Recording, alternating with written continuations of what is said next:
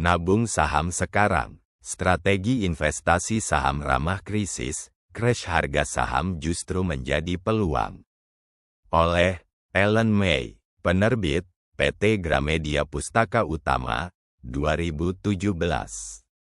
Tebal, 190 halaman. Kekayaan sejati adalah hidup sehat dikelilingi keluarga dan teman-teman yang dicintai, sehingga dapat meningkatkan kualitas hidup sejati dan bukan sekedar materi. Dalam buku ini kita tidak diajarkan bermain saham, namun berinvestasi saham yaitu mengajak kita menjadi investor atau penanam modal, seperti investor di bidang retail dan investor institusi.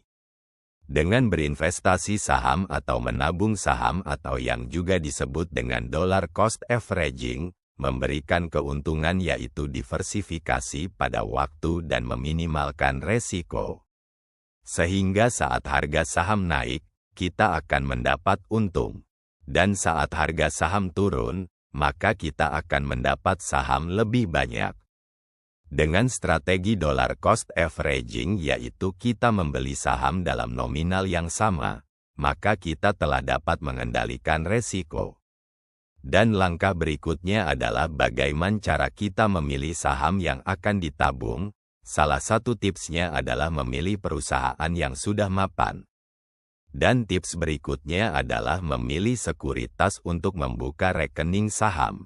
Nabung saham sekarang. Strategi investasi saham ramah krisis oleh Ellen May adalah panduan komprehensif bagi investor pemula dan menengah yang ingin memanfaatkan momentum pasar, terutama dalam situasi krisis, sebagai peluang untuk membangun kekayaan jangka panjang.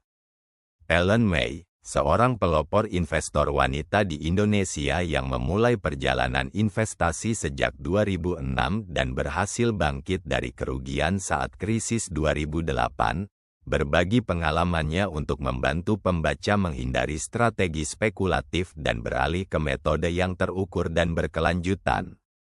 Buku ini menekankan bahwa nabung saham adalah strategi investasi sederhana dan efektif.